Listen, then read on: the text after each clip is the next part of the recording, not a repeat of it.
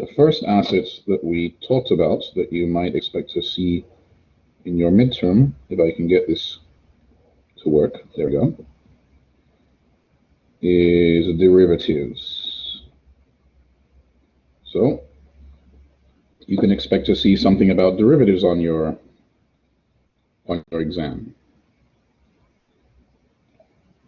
Which derivatives? Well, the first things that we talked about were forwards and futures. These have some similarities. They are both contracts whereby you arrange now to a transaction that will take place in the future, but you also should remember the differences. Forwards are contracts between two parties, whereas in the case of futures, there is an intermediary, the clearinghouse, who operates these, who buys and sells the contracts to people, and who operates the margin accounts. So you should remember what the margin accounts are, right? So if I buy an asset and the price of that asset moves in such a way that I incur a loss,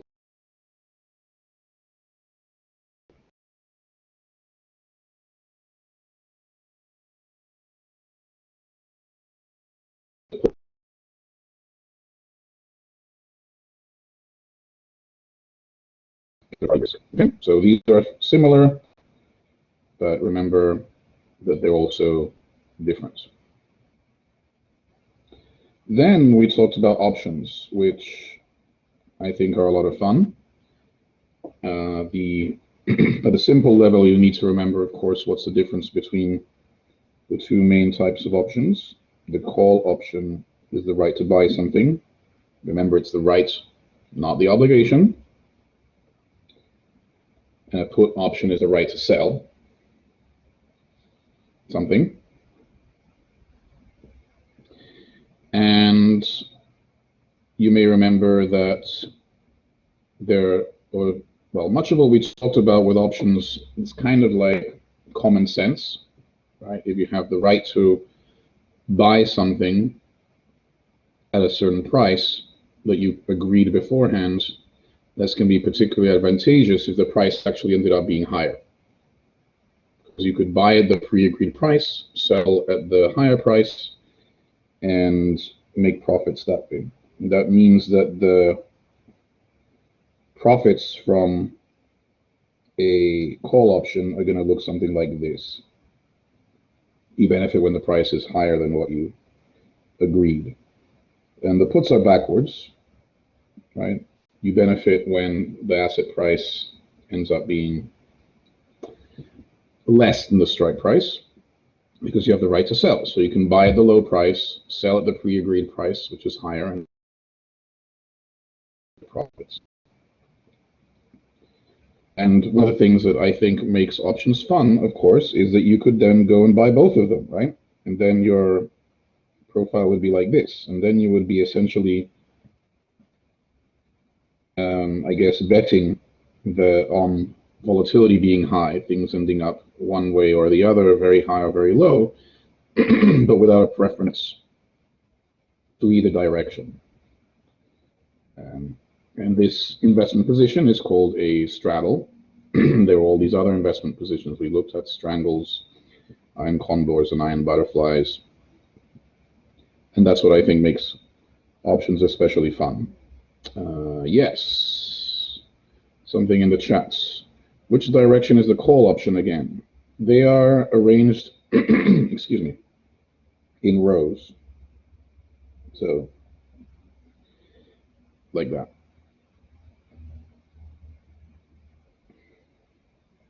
Actually,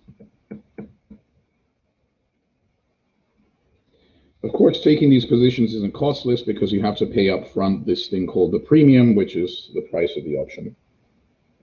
If you wanted to do this, you would have to pay 2 premium, right? One for each of the options that you're holding.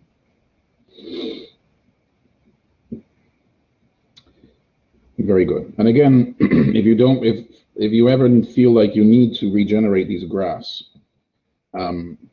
we generate them through intuition, right? Again, if it's a call, it's the right to buy something at a given price, and that's valuable if it ends up that the price was higher than what you agreed to. You're ahead. Do we need to know other graphs you're talking about? Condor, Iron Butterfly, and so on? I'd review it. I wouldn't spend too much time on it, but do give it a quick look. Let's see. So that was the part of derivatives. And then if you want to read anything on derivatives, there's hardly anything in the text, but on Blackboard, I posted a chapter from a previous edition that did have the discussion of derivatives. Why did they take it out? I don't know. I think the reason they took it out is because after 2008, I think just much more focus was put on monetary policy, the new monetary policy model, and trying to figure out how financial crises happen. I think they just changed emphasis.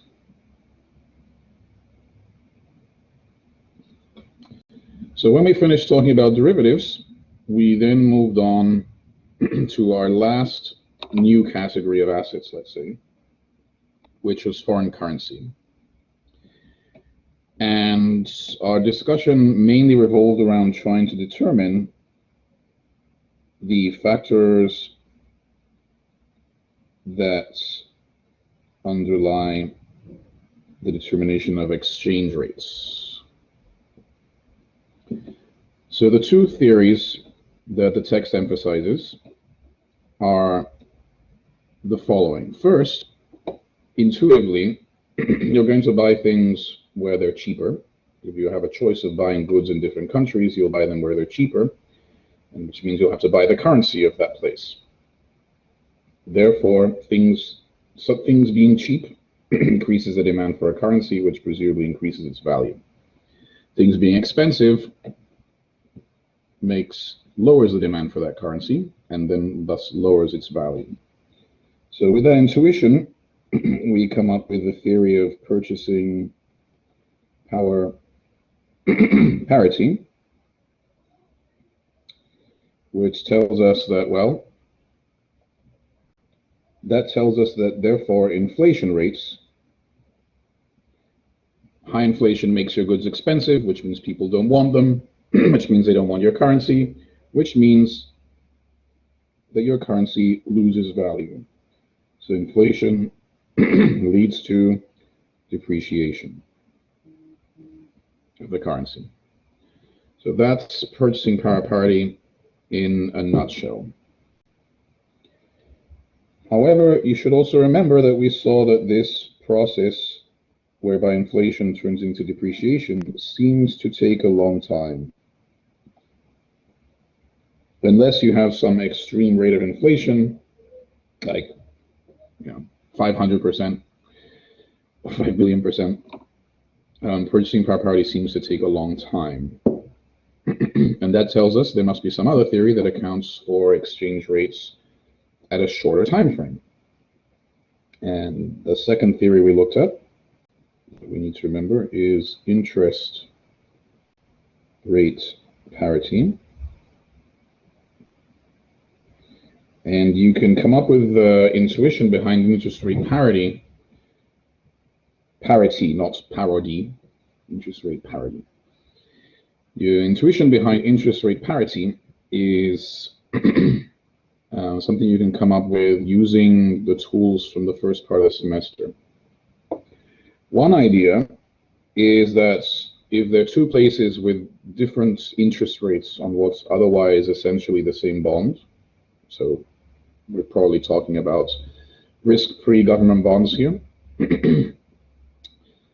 Whenever there's a difference in interest rates, there must be something wrong, so to speak, with the one with the high interest rate. And what could be wrong about it?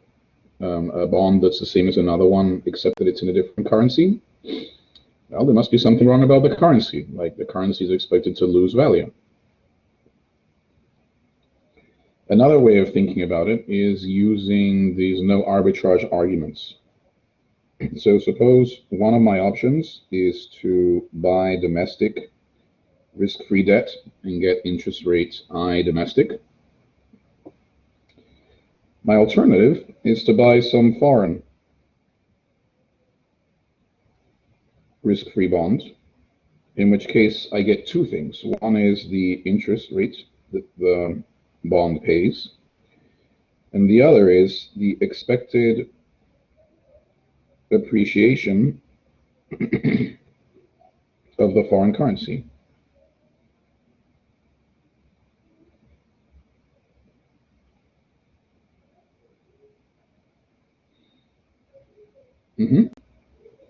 So,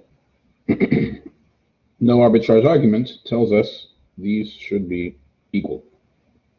And that is the idea behind interest rate parity.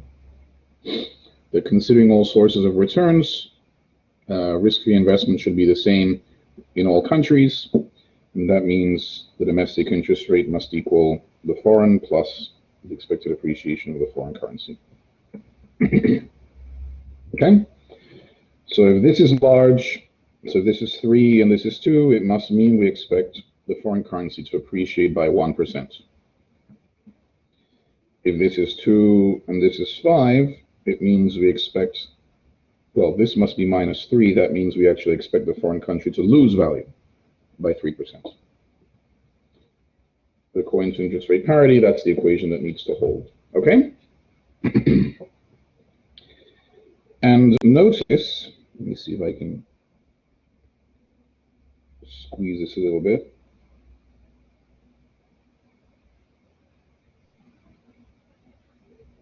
Notice that all of this is assuming that market forces are determining,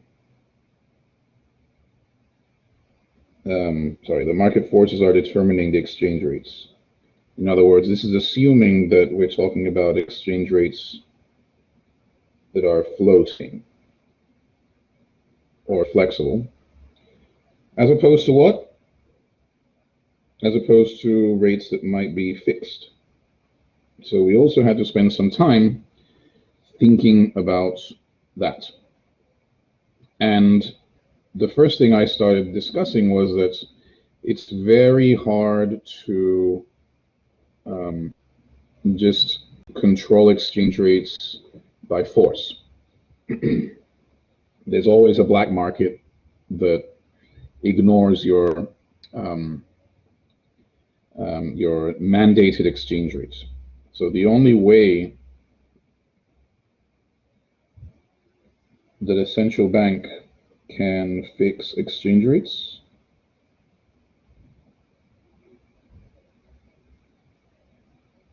is to play by the rules of the market. In other words, if you want to keep your exchange rate fixed, you have to keep adjusting the demand and supply for your currency or for the foreign currency in order to keep it fixed. So the market would be okay with it being fixed. So one way to put it is that to fix exchange rates, the central bank needs to offset or like cancel out market movements. And how do they do this? Well, they have a big stash of foreign currency. You're going to call their currency reserves.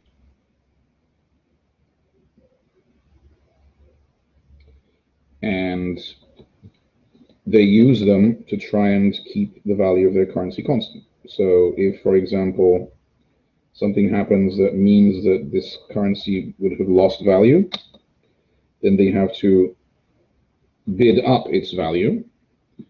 And how would you do that? Well, you would either have to, your currency is trying to lose value, so you have to bid it up. So you have to buy up your own currency and expose that in exchange for foreign currency. So that eats up your currency reserves.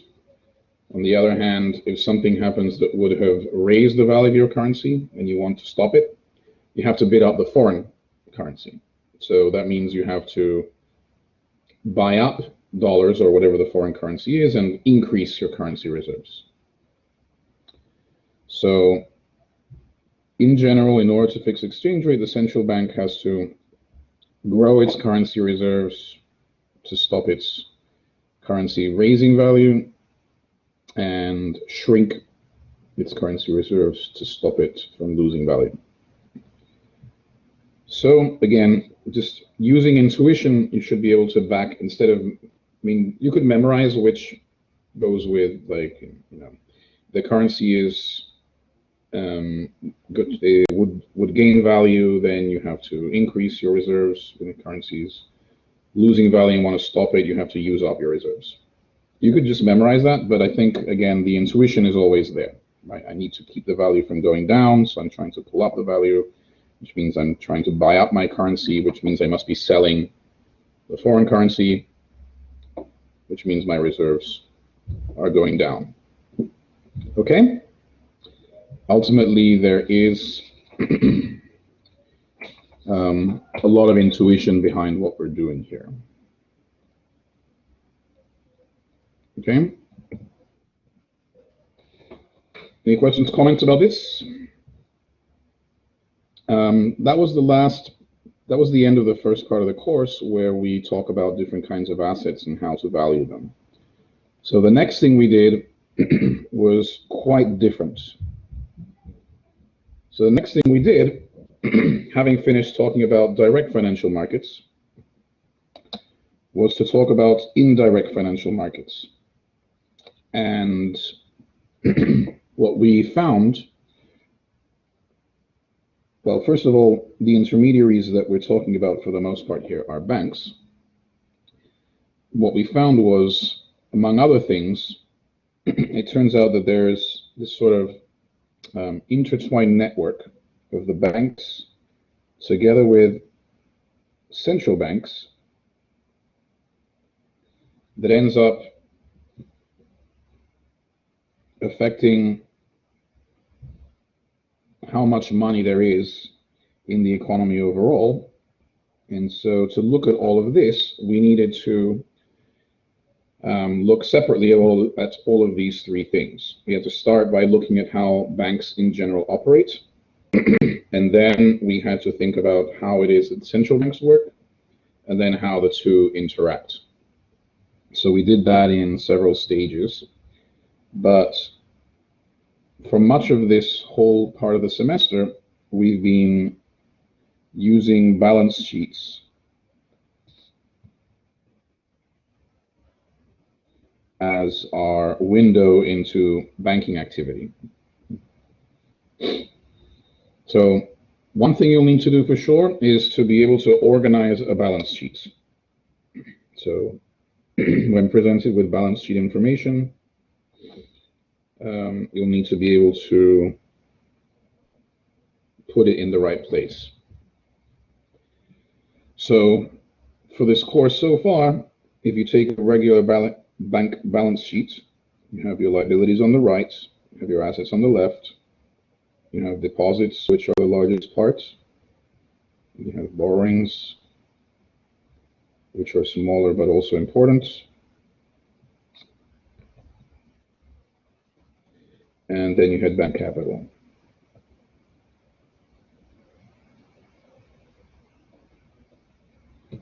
You add it all up, and there is some total. So there are other items on this balance sheet. So if you look at the textbook, it'll add some other items here, like, I don't know, cash items in the process of collection, like checks that haven't quite cleared yet. We're not going to worry about that. Now, I guess I could give it some numbers. Let's just give it some random numbers. They're not random, they're easy numbers. We haven't looked at the assets, but one thing we know, if you add them all up, you're going to get 120. You just have to. Because again, the bank only has one pile of funds. and for each cent that it controls, it belongs to someone or came from someone. Remember, liabilities are sources of funds, and it is in some form. So these are just two sides of the same coin, as it were. And here we have reserves, which banks hold in case their customers come and pull out deposits. We have loans, and we have securities. And again, there may be a few other things here, like maybe they have some gold and so on, or some foreign currency, but we're not going to worry about that for the most part. So the first thing, again, you need to be able to do is to write out or understand balance sheets. Second, which I guess is trickier, is that you also have to be able to track changes on balance sheets.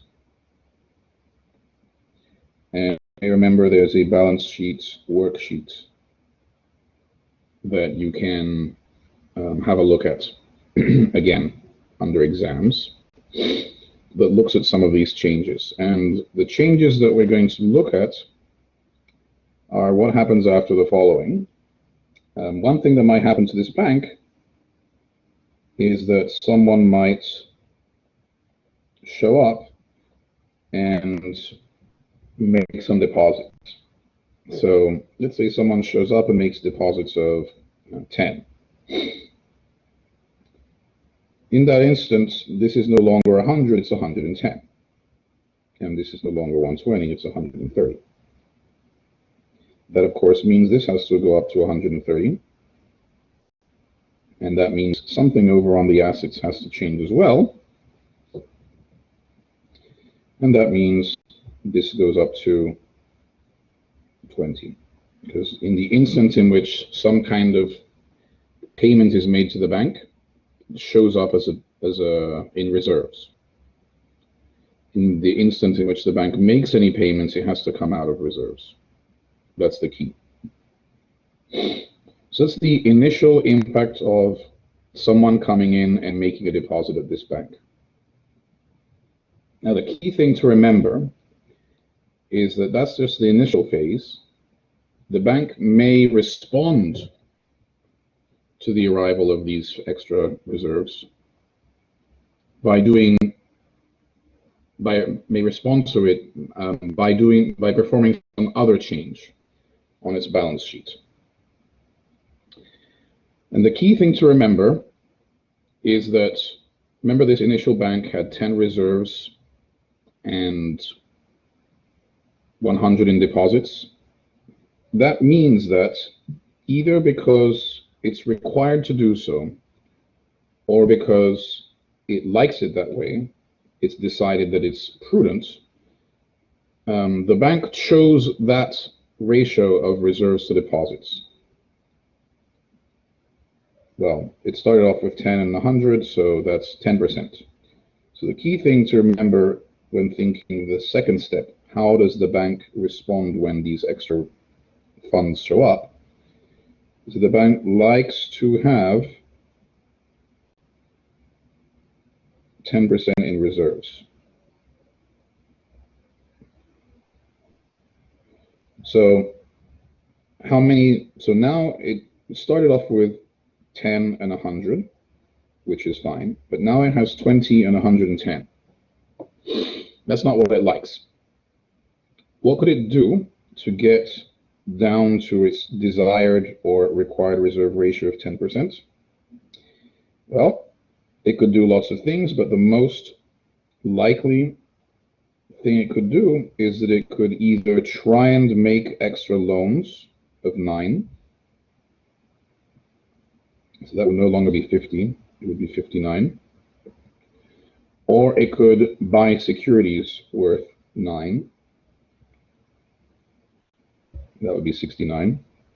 And then this would no longer be 20, it would be 11, which is 10% of 110. Okay? So the key thing about this question, what happens when extra deposits show up, is to remember the bank generally So rather, some of those extra reserves will be undesired or unrequired, depending on whether this 10% is the bank's own judgment or the regulation. And then they would want to lend out the extra or buy securities as a second step. Okay? So that's one possibility.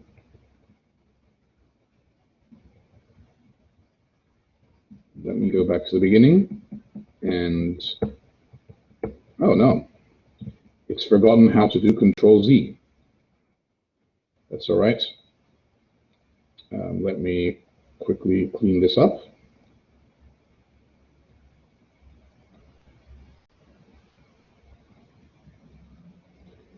And we'll go back to the beginning where we have, whoops, 110 here and 120 here. Okay. And we had that the bank likes, we're going to need this again, likes or has to have 10% in reserves. I say likes or has to because there's some points in history when, I mean, the required reserve ratio only matters if the banks would have preferred to have fewer reserves in the absence of the regulation, right? The required reserve ratio might be 1%, then but the banks on their own decide they want 3%, then the required reserve ratio is irrelevant, and what matters is that the banks have decided that it's prudent to have this amount of reserves, not that it's required. There are countries that don't have required reserves. The banks still hold reserves. That's why I'm saying likes. Okay? So the next possibility is that someone might come in and withdraw funds. So let's say someone comes and takes out 10. So this is no longer 110. Sorry, I made a mistake there. This should have been, it's obvious the mistake here, right? This does not add to 120. So sorry about that. Let's backtrack. The mistake was that this was supposed to be 100 to start with. All right. So let's start again. Here is a bank. It likes to have 10% in reserves. Everything is hunky-dory. Everything is in balance here. And then someone shows up and takes out 10 in reserve. So that's no longer 100, it's 90. That's not 120, it's 110. So that has to be 110, and that means something has to change on the asset side. And we know what it is, because anytime the bank has to make a payment, it has to come out of the reserves. So this is now 0. So that's the immediate impact of the deposit withdrawal. Again, there is this second stage where the bank reacts to this. And in particular, the reaction is, oh no, I don't have enough reserves. So it has to get reserves somehow. And there are two main ways to do that. One is that it could sell securities. How much does it need? It needs 10% of 90, which is 9. So this would go down to 51. And then this would be 9. And we're done. The other possibility is that the bank could borrow an extra 9. Then that actually does also change the total. But again, that's another way of reaching the objective, which is to make sure you have 9 in reserves. Okay? So it's kind of the reverse of the other one.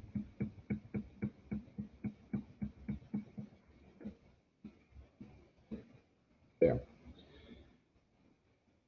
The third thing that we looked at is what happens if someone comes along and says, you know, I would like to please take a loan out. Let's say, and we discussed this as well, let's say I want to borrow $1 million from this bank. in order to give me $1 million, so now its loans are up to 51, the bank would need to, again, all payments have to come out of reserves. So that means the reserves would have to go down to 9. That's the immediate impact of me taking a loan out of the bank. Again, then there is the second step. This bank likes to have 10% of reserves at all times. Does it? No, it doesn't. So it needs to obtain more reserves. And how does it do it? Same way as it did here.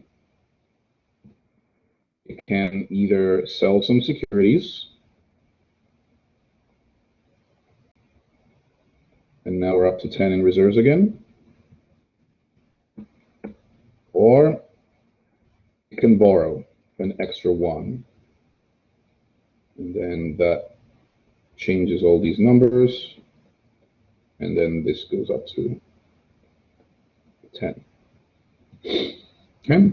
So again, whether it's because it's making loans or because someone withdrew funds, whenever the bank has to make a payment, has to come out of reserves, and that means that the bank probably has to respond afterwards to that change by increasing by doing something to get back the missing reserves, so to speak. Okay?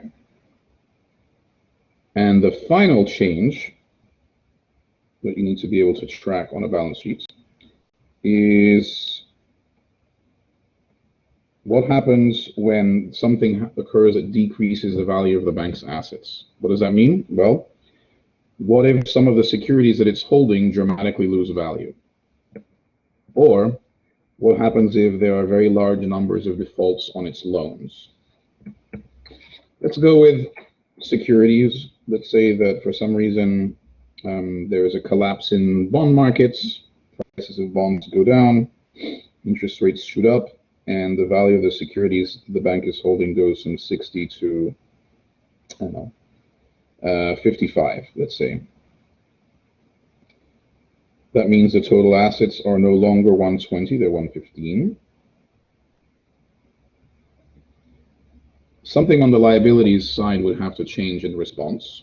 And, well, it's not that anyone came and took out it's not that someone came and withdrew their funds, so deposits haven't changed. It's not that the bank borrowed, that hasn't changed either. What happens is now the bank capital declines. So any change in the value of the securities, let's say your total securities are -5, I mean they lose 5 in value, the bank capital loses 5 in value. Of course, the same is true if the value of your assets go up, right? What if the bond markets rise? Then this bank might be happy, right? They have their securities gain value, and again, that would increase the bank capital. So we could do the reverse, right? Any gain in the value of the assets comes out of the bank capital. But the reason we were focused on losses was because one of the big topics that we discussed that keeps coming back over and over is the topic of financial crises and why they happen. And the eroding of bank capital when assets lose value is key to setting off financial crises. So we talked about them as well, and you may remember that they tend to have 3 stages. The first stage, well, the end of the first stage is something like what I was just describing. There's some kind of security or asset more broadly that many institutions like banks were exposed to. They had it on their balance sheets that lost value significantly, which means their bank capital is low. But before that, why were those assets on the balance sheets in the first place? the banks must have overvalued them in some way. Maybe these were some new derivatives that not everyone fully understood. They thought they were safer than they really were. Or maybe there was some change in regulation that led, let's say, loosening of lending requirements that made banks lend like crazy and without thinking exactly who they were lending to. And then some point later, they found out the hard way that they made a mistake and started experiencing these losses. The textbook just refers to that as the initial phase. So something happened that made banks overextended and then start to experience losses on their balance sheets.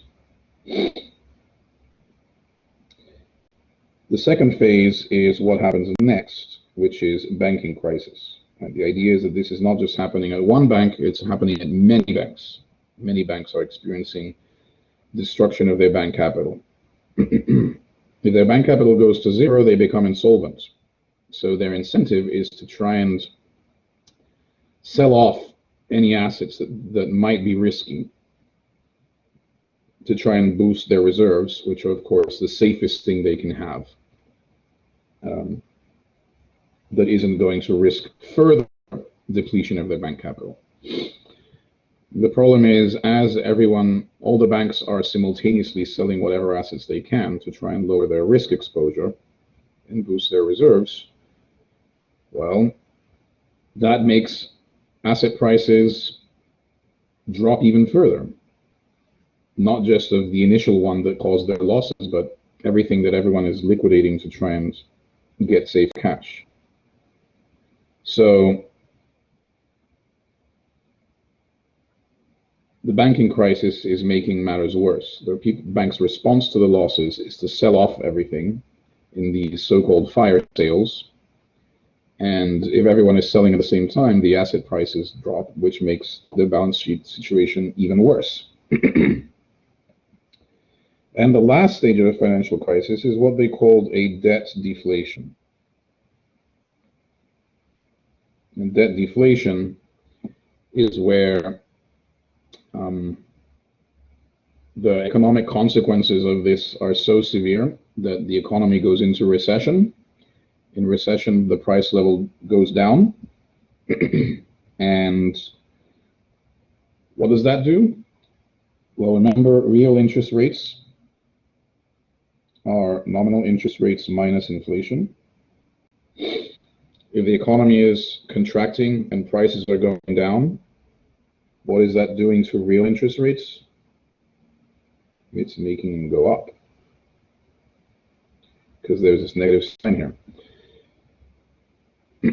So the real interest rate on all these loans here that people have to pay are going up.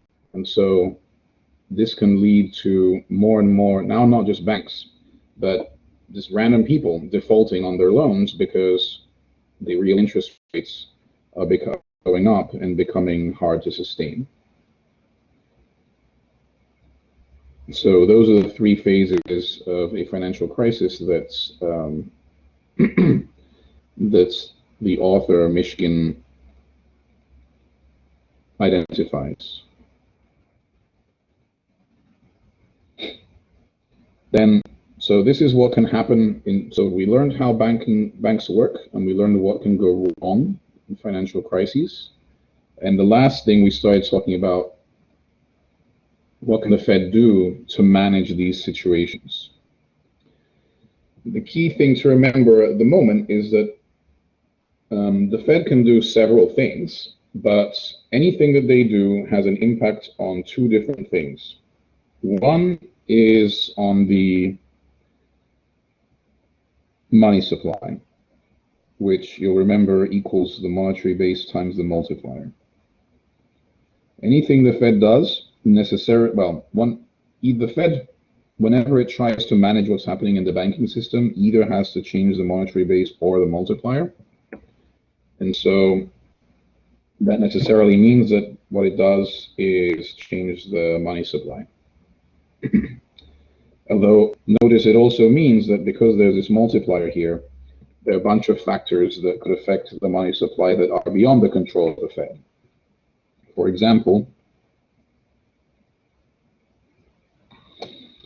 We looked at this in the case of the Great Recession, as well as 2008 and 2020. You remember things like that figure where we had the excess reserve ratio or excess reserves, and it said something like 1932. I mean, you see the excess reserves are basically zero until 1932, and then they start to shoot up. Those are the kinds of factors that might affect the multiplier. The multiplier is ultimately determined by how intensively are banks lending out, which is like saying, which is the opposite of how much do banks like to hold reserves. So in a situation like this one, where banks suddenly start to hold a lot more reserves, what that means is that they're not lending, or they're lending a lot less, which means the multiplier has declined, which means that the money supply would decline unless the Fed pushes back with extra monetary base. The other factor that affects the multiplier was people's trust in the banking system. Because again, if you and I don't trust the banking system, we'll withdraw our funds and stick them under our mattresses in the form of cash. And that cash, of course, is not being multiplied because the banks don't have it, so they can't lend it out. And so that can also have the same effect. If we don't trust the banking system and close our accounts, the multiplier goes down. Excuse me. All right. So on the one hand, anything the Fed does affects the money supply, which means that in the long run, it'll have some impact on inflation. But the other thing that is affected by anything that the Fed does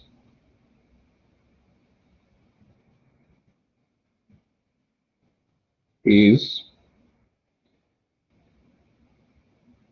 the interest rates. So to think about the Fed's impact on interest rates, we had to put together a fairly elaborate theory of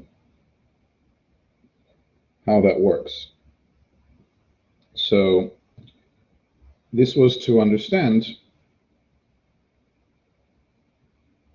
how what the Fed does has an impact on the market for reserves. Remember, banks, as we were just discussing, are constantly exchanging reserves back and forth by buying and selling securities or by borrowing and lending.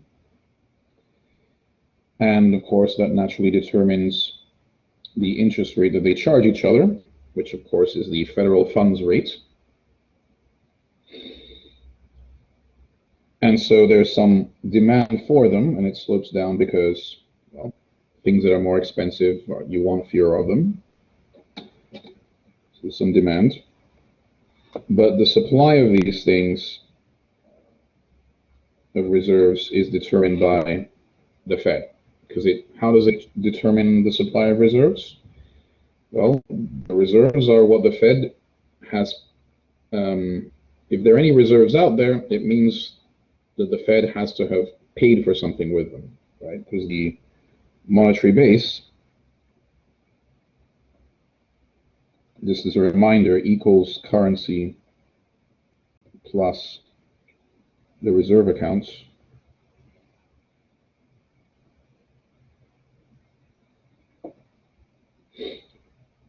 In other words, if there's any monetary base out there, it means the Fed must have paid for something, whether with currency or by just topping up someone's reserve account. So the Fed can determine exactly where this supply curve is by just buying something. Like if it buys something, it has to pay for it. That means it's shifted the supply over this way. And what does that do? Lowers the federal funds rate. Similarly, if the Fed sells something, it's paid with either currency or reserve accounts.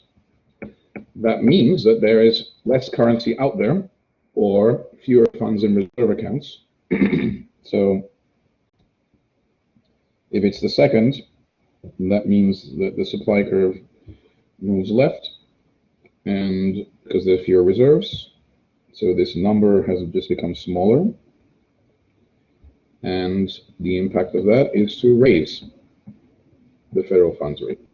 So the Fed, in normal times at least, through its asset purchases, can fine-tune what the federal funds rate is. And of course, the federal funds rate is, well, okay, rather, let me be a bit more careful. What the Fed is affecting here, which is where supply and demand cross, is the equilibrium federal funds rates.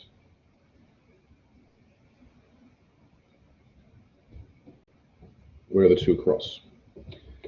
So we went over that in class, but we also noted that there are certain other tools of the Fed that we can also visualize here. So this is important. So suppose that for some reason banks, let's say there's a bank panic and the banks are all trying to get reserves at the same time. So the demand for reserves shoots up. That's obviously not bank stability. And so what the Fed could do is, rather than let the federal funds rate shoot up, once it gets to some point, it might start to just lend to the banks as much reserves as they want. At what price?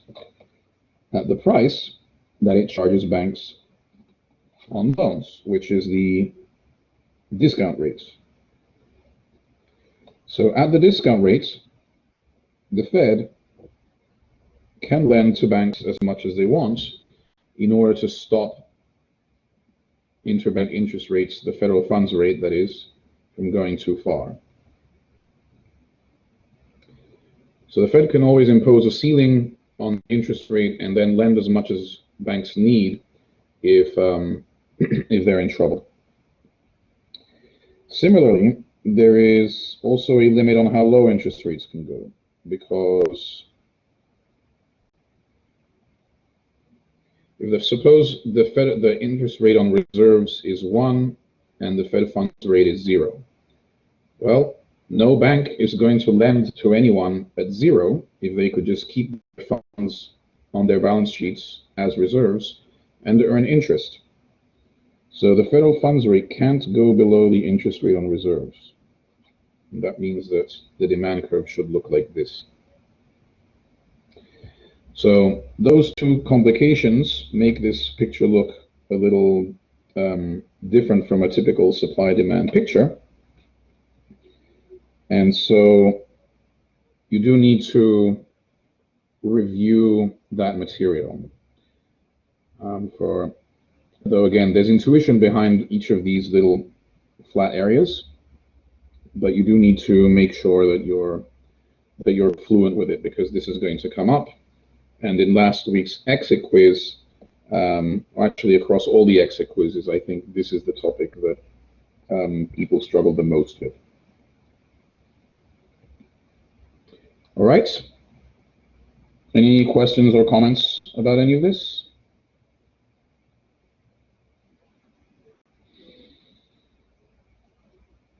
Nothing? Really? Whether about derivatives or about balance sheets? I guess one thing maybe, okay, hold on. Let's see. Sophia, what's up? I was just wondering, when we were going over derivatives, you only mentioned futures and forwards and then options. Do we not have to look over the swaps or the credit derivatives at all? I guess, well, swaps are straightforward in a way, right? I'm giving you the payments from some asset I have in exchange for the payments on some asset you have. That's really all we need to know about it. And as far as the credit derivatives are concerned, I guess if I present you with a problem that involves credit derivatives, I'll probably explain what they are there. So for example, imagine a problem where there's something called mortgage-backed securities, which package together the payments from 1,000 different mortgages around the nation. They're on your balance sheets, and suddenly we realize that they're good and bad versions of them. That's the actual details of what they were didn't actually matter for that question, right? What mattered was that it's an asset and there are two versions of them, a good and a bad one, and you can't tell the difference, that kind of thing. So you don't need to, so you do need to remember what a call is, what a put is, and what futures are, and so on. But with credit derivatives, you'll always have the information that tells you what they are. So you don't need to so it's useful to know that they exist, but in a test situation, I'm not going to test you on, do you know what kinds of credit derivatives are out there? You see what I mean? Whereas for options, futures, and forwards, there are some things that do require memorization and study. Okay? All right, let's see. Excellent. Great. Sorry, my mic went out. That's all right. Happens. At least I didn't get a power cut this week. Last week was rough. Any other questions, comments, thoughts? We still have a good 20 minutes. What should we expect for the format of the exam? Very good. Same as last time. So that means there'll be a mix of types of questions, multiple choice, and some you may have to write in a word, and some you may have to compute a number. But last time, the short answer questions seemed to trip up people, so I decided not to have any this time around. So similar to last time, but without all the short answers. It seemed that people dealt better with the other kinds of questions. Okay? Hopefully that also means that it won't. I remember last time some people felt that they barely had enough time to finish the exam, so hopefully that won't happen this time. Although I mean, everyone is in the same boat, so I guess it's fair, but I hope it doesn't. I hope it turns out not to take as long this time. Filling out the balance sheets. I mean, if the question will always be clear. It will say, either what are the reserves now, or how much have reserves decreased. Like the question will be there of it'll be clear whether it's asking for a change or for a number. I think I usually ask for numbers rather than changes.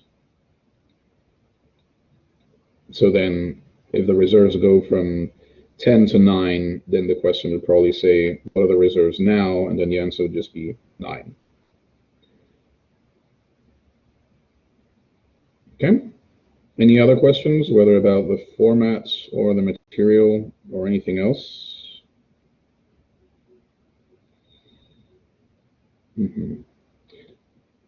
Maybe one last thing is that, remember I said that before we drew in this ceiling and this floor here, I was saying that the Fed, in normal times at least, can control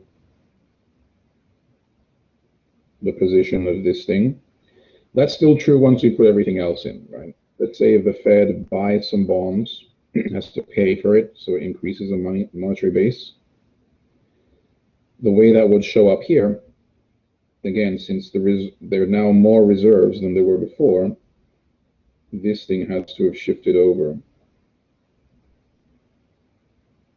And so it would have the same effect as before. You would still have your federal funds rate dropping. Okay, so the way this works with these two things isn't different from the way it worked in the simpler framework. It's just that if you move this far enough over, of course, then you start to get to this point where what the Fed is doing is no longer affecting the federal funds rate. It's just basically decided it really needs to boost the monetary base, and it's persuading the banks to go along with it by paying them interest. And so they're okay with it. All right. Okay, if there are no more questions or comments, then we could move over and start our exit quiz. Then let's go. Get ready. 3, 2, 1. Is this true or false? Interest rate parity says that if my interest rate is lower than yours, my currency is expected to gain value. Is this right? Or is this the opposite of interest rate parity?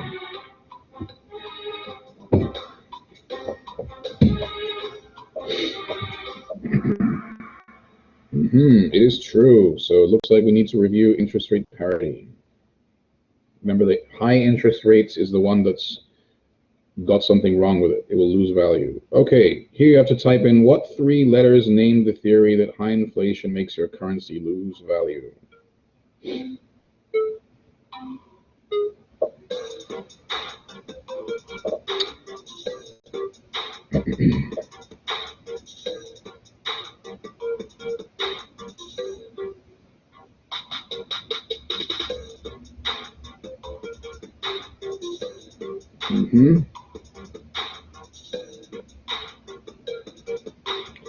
Time's up.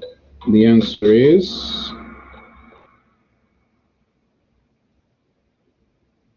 PPP. Very good. All right. If my currency is fixed against the dollar, my central bank buys dollars when? My currency would lose value against the dollars. My currency would gain value against the dollars. My currency would lose value against the euro or gain value against the euro.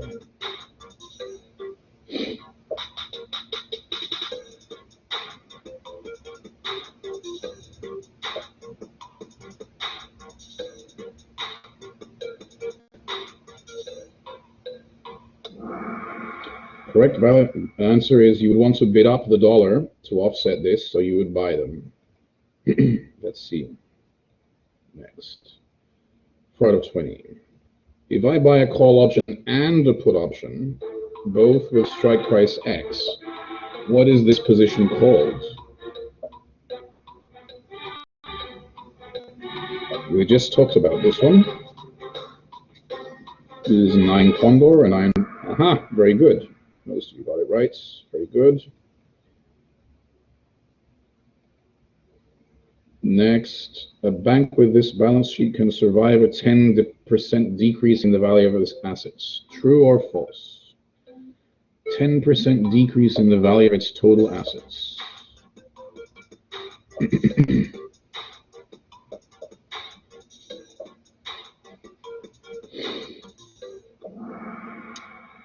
It is false, because 10% of 120 is 12, and its bank capital is only 10. Very good. After 1932, what can we conclude from this figure that shows you excess reserves?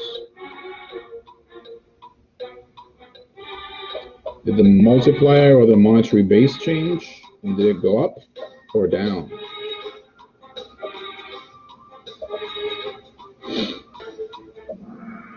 The multiplier went down, that's right. We just discussed this.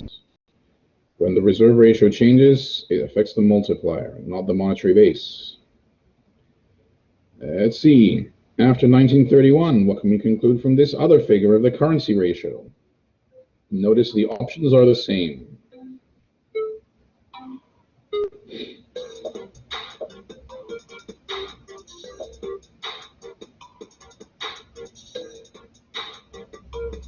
Was it the multiplier or was it the monetary base? And which way did it go?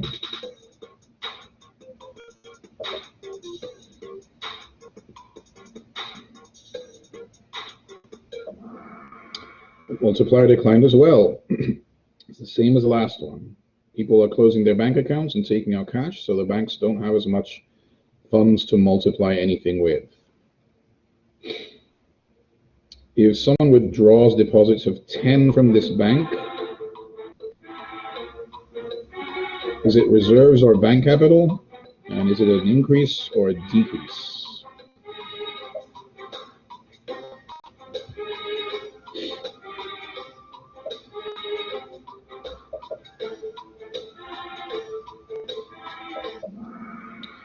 It is indeed reserves decline. Whenever the bank has to pay anything, it comes out of reserves. If the bank lends 10 to a customer, same thing, same options. Is it reserves or bank capital? Does it increase or decline?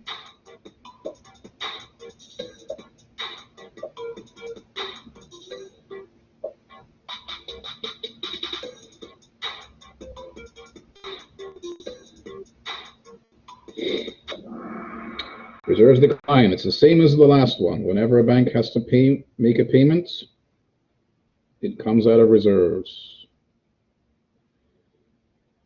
Which of these should the bank not do if it's trying to get more reserves?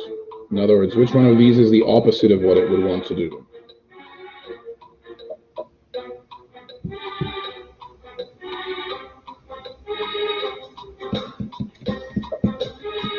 Borrow from the Fed, lend to another bank, sell securities, or increase its bank capital. Lend to another bank, that's right.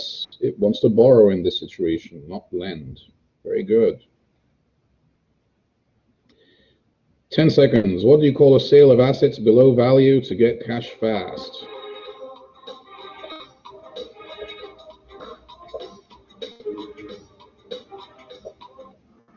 A fire sale. That was to make you feel what it's like to be a bank that's having to conduct a fire sale of assets.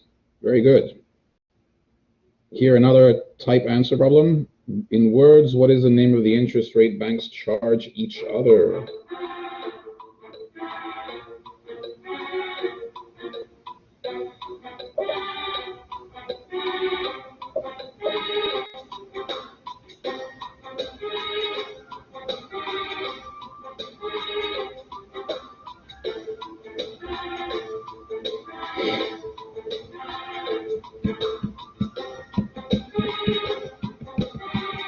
Two seconds left.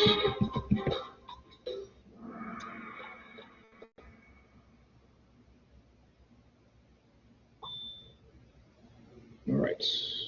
It's a federal funds rate, folks. Next. What market does this represent? Slowly revealed.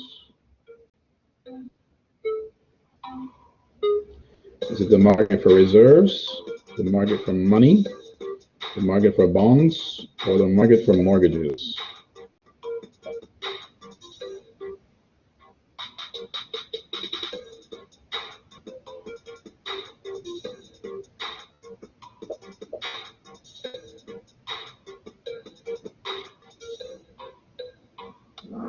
It is indeed the market for reserves that we just talked about. What is Y in the figure we just saw? Think carefully. It is the Y-axis. That's a hint.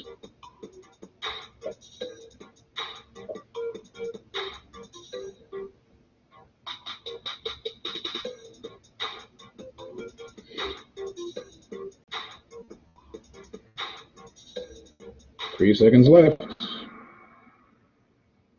It is the federal funds rate.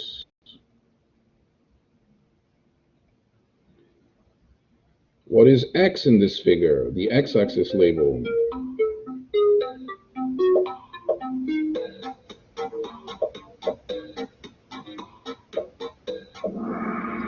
It is reserves. It's the market for reserves after all. 16. What is A in this figure? Fed funds rates, interest rate and reserve, equilibrium Fed funds rates, or the discount rates?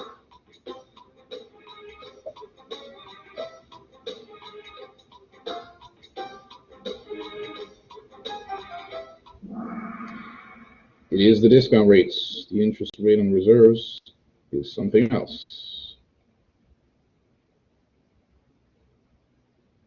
What is B in this figure? Notice where it is. That should give you the answer. It is the equilibrium Fed funds rates. That's right. Next. What is C in this figure?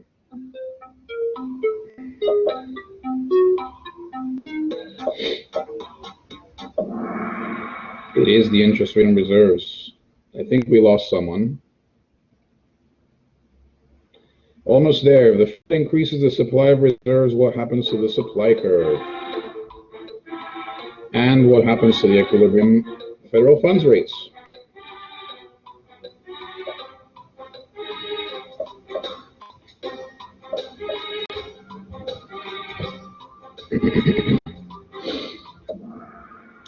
That's right. Most of you got that right. Excellent.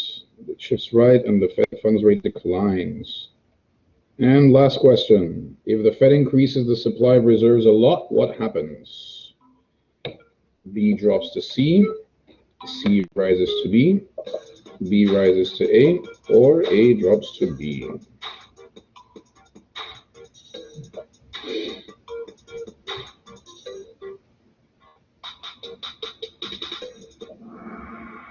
Okay, B drops to C, that's right. The Fed funds rate is driven all the way down to the interest rate on reserves. Let's see how we did. TJ is third, very good. In second place, we have Sophia. In first place, we have Alexandra C. Very good. All right, Andra, what would you like me to do with my Snapchat filter? Is there a bear filter? A bear? Let's see. No, this is not a bear. Let's try Teddy. Okay. How about this? There we go. All right, now I'm a panda. Does that work? Yeah, that works. Thank you. All right. Thanks, everyone. Hope that was useful. Remember, you can get hold of me in office hours tomorrow. Whoops. Sorry, forgot to stop sharing. There you go. That's better. So thanks, everyone. Tell me if you need anything tomorrow in office hours. You're welcome. If not, we'll just be in touch on Wednesday for the exam. Okay? Great. Thank you. Take care of yourselves. See you then.